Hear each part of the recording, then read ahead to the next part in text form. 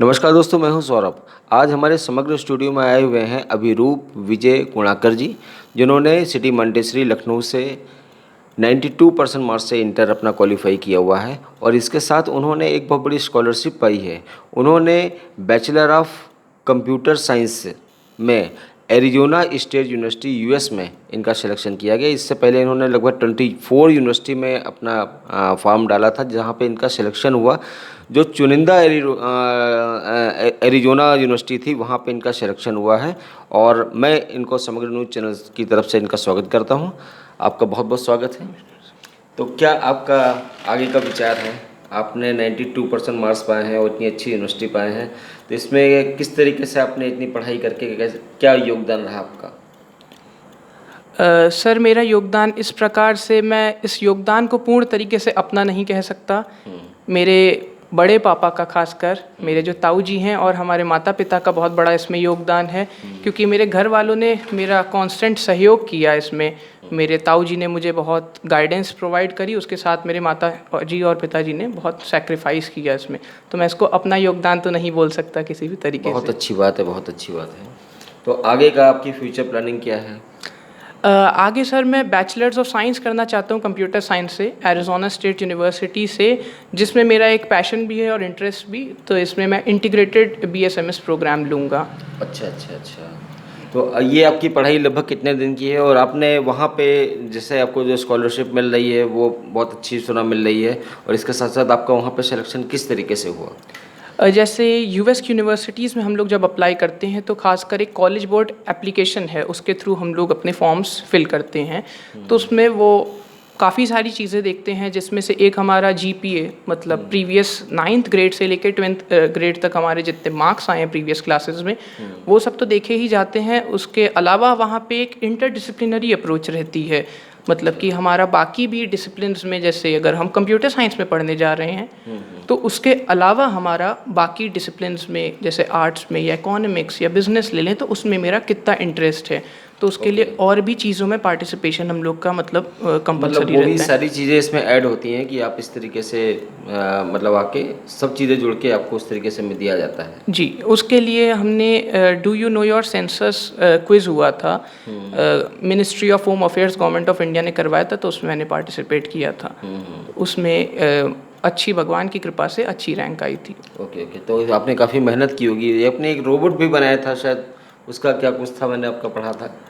Robot का ये था कि एक इंडिया इनोवेशन लीग हुई थी, तो उसमें हम लोग को एक हैकाथॉन टाइप का था, जिसमें हम लोग को एक रियल टाइम चैलेंज दिया गया था कि जो ये आपके असहाय बच्चे होते हैं, डिसेबल्ड चिल्ड्रन, तो इन लोग को इनकी डेली चोर्स में हेल्प करने के लिए, इनके जो रोज़मर्रा के काम होते हैं उसमें हम इनको कैसे मदद कर सकते हैं इनकी। जैसे किसी को अटेंशन डेफिसिट डिसऑर्डर है या ऑटिज्म है या कोई ब्लाइंड है बच्चा, तो उसके लिए एक प्रोटोटाइप बनाया था रोबोट का।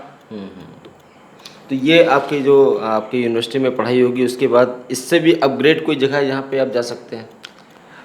यूनिवर्सिटी जो है हमारी, वैसे कंप्यूटर साइंस में इसकी बहुत अच्छी रैंकिंग है और ये माना हुआ कॉलेज है यूएस का कंप्यूटर साइंस में।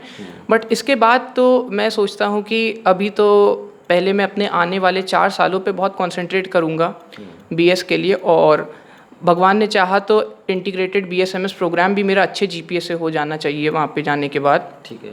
उसके बाद मैं इंटर्नशिप्स के लिए अप्लाई करूँगा यूएस में, ताकि मुझे एक प्रैक्टिकल बेस मिले। फिर उसके बाद आके मैं सोचूंगा कि मैं इंडिया में आके यहाँ पे, जैसे जिस तरीके से मेरा इंटरेस्ट रहा है कि डिजिटली एम्पावर करना चाहिए हम लोग को, अपनी पॉपुलेशन को। मतलब कि आप वहाँ पढ़ाई करने के बाद आपकी इच्छा है कि आप इंडिया में आके काम करें? हाँ, अपनी पॉपुलेशन बहुत को अच्छी बात डिजिटल है, एम्पावरमेंट बहुत करने के अच्छी लिए। बात है, बहुत अच्छी बात है। युवाओं के लिए आप क्या कहना चाहेंगे? जैसे आपने एक अच्छी अप्रोच, और एक लखीमपुर शहर से होने के बावजूद आपने इतने अच्छा, आपको माध्यम मिला, इतने अच्छे आपको रास्ते मिले, और आप यहाँ के जो स्टूडेंट्स हैं उनके लिए क्या आप अपील करना चाहेंगे, किस तरीके से?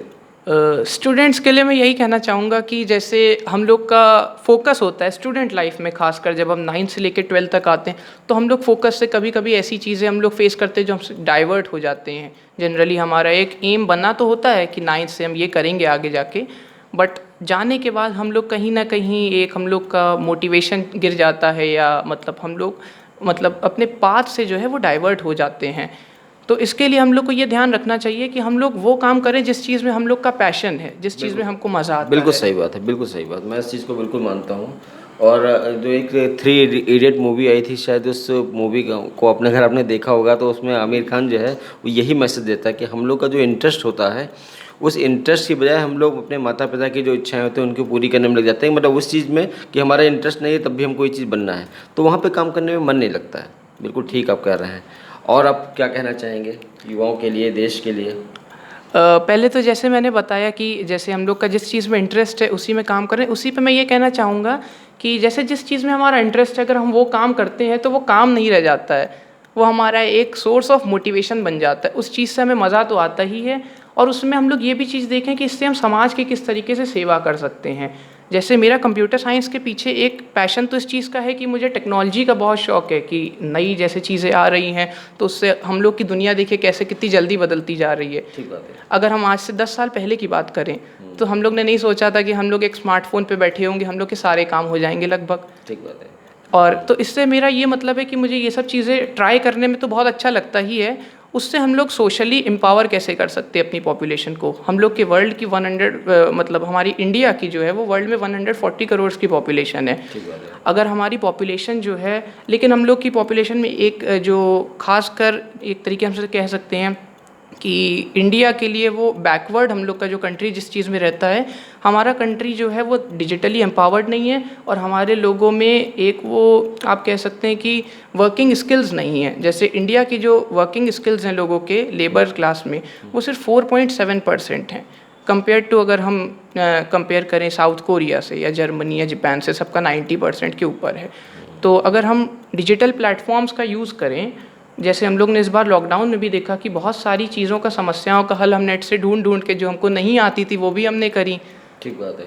तो अगर हम डिजिटली एम्पावर अपनी पॉपुलेशन को करते हैं, उन लोग को सही मकसद बताते हैं कि जैसे अपने गोल से डाइवर्ट ना हो कि हम अगर टेक्नोलॉजी का अच्छे तरीके से प्रयोग करें तो हम अपनी पॉपुलेशन को बहुत अच्छी मतलब एक दिशा दे सकते हैं। ये है अबरूप जी जिन्होंने मतलब एक इम्प्रूवमेंट बताया इस चीज़ के लिए कि हम लोग सोशल मीडिया से या आने वाले जो भी अपडेट्स हैं इनको अगर हम लोग ज़्यादा फॉलोअप करते हैं तो हम लोग एक अपने कार्य को बहुत अच्छे तरीके से कर सकते हैं। और बिल्कुल ठीक बात है कि कोरोना काल में इस तरीके के बहुत सारे निष्कर्ष और बहुत सारे आइडियाज़ हम लोगों ने नेट पे बैठ के निकाले। फैक्ट है ये, और हमारे समग्र न्यूज़ चैनल की तरफ से इनको बहुत बहुत शुभकामनाएं, और भविष्य में ये और चरमोत्कर्ष तक पहुँचे ऐसी इच्छा हमारी। और इनकी सबसे अच्छी जो बात ये लगी कि इन्होंने आके कहा कि मैं अपनी पूरी पढ़ाई करने के बाद इंडिया में आके अपने वर्क को फैलाऊंगा, अपने तरीके से काम करूंगा। जो इनके कॉन्सेप्ट हैं बहुत अच्छे हैं, और ये हमारे प्लेटफॉर्म पे आए, समग्र के प्लेटफॉर्म पे आए। आपका बहुत बहुत धन्यवाद और शुभकामनाएँ। Thank you.